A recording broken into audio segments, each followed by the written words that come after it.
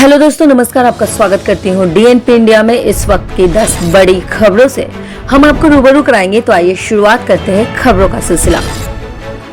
देश में कोरोना महामारी की दूसरी लहर में लगातार नरमी आ रही है। पिछले 2 हफ्ते के दौरान संक्रमण दर में करीब 10% की गिरावट आई है। एक हफ्ते से अधिक समय से प्रतिदिन नए मामलों में अधिक मरीज ठीक भी हो रहे हैं और इसके परिणाम स्वरूप सक्रिय मामले यानी जिन लोगों का अस्पताल में या घरों में इलाज चल रहा है उनकी संख्या में भी 25 दिन बाद घटकर 30 लाख से नीचे आ गई है।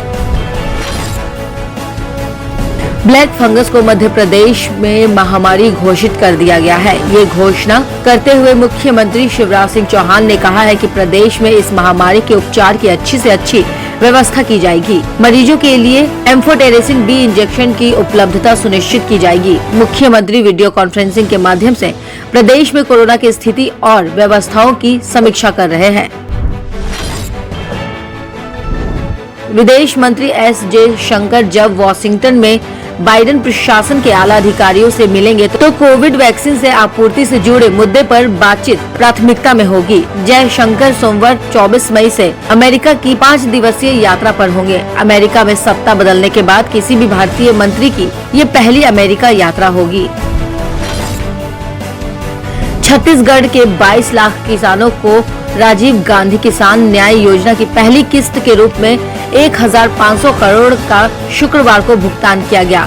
इसमें 21,52,000 धान और 26,000 से अधिक गन्ना उत्पादन किसान शामिल है।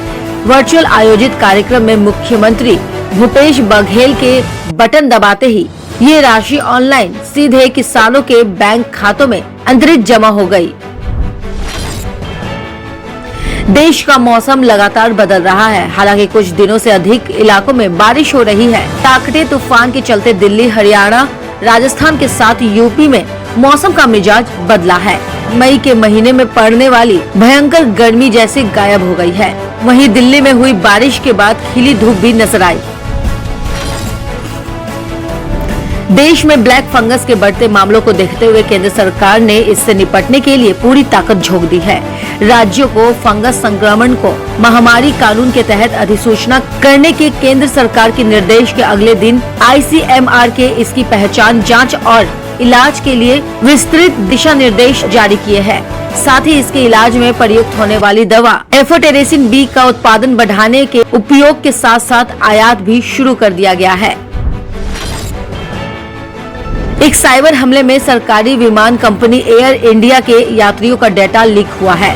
कंपनी ने शुक्रवार को आधिकारिक बयान जारी कर ये जानकारी दी है। एयर इंडिया को पैसेंजर सर्विस सिस्टम उपलब्ध कराने वाली फर्म SITA पर साइबर हमला कर डेटा चोरी किया गया है।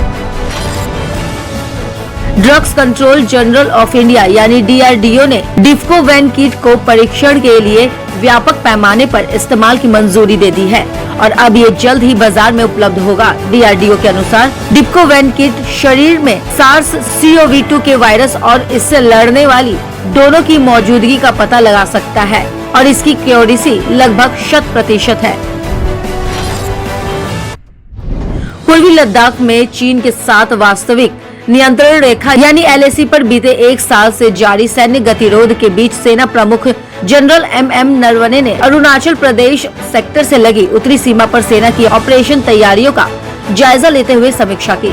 सेना प्रमुख ने इस दौरान सैनिकों की जबरदस्त सजगता की तारीफ करते हुए LAC पर बेहद सतर्क रहने और सीमा के उस पार से चीनी गतिविधियों को लेकर अलर्ट रहने को कहा।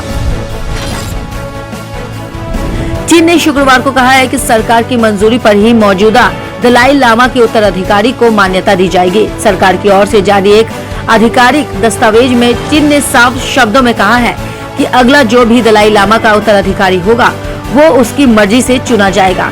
चीन ने कहा है कि यदि दलाई लामा खुद अपना उत्तराधिकारी चुनते हैं या उसके अनुयायी किसी को उनके उत्तराधिकारी के तौर पर नामित करते हैं तो वो उनको मान्यता नहीं देगा। खबरों की और जानकारी के लिए देखते रहिए DNP इंडिया। तब तक के लिए नमस्कार।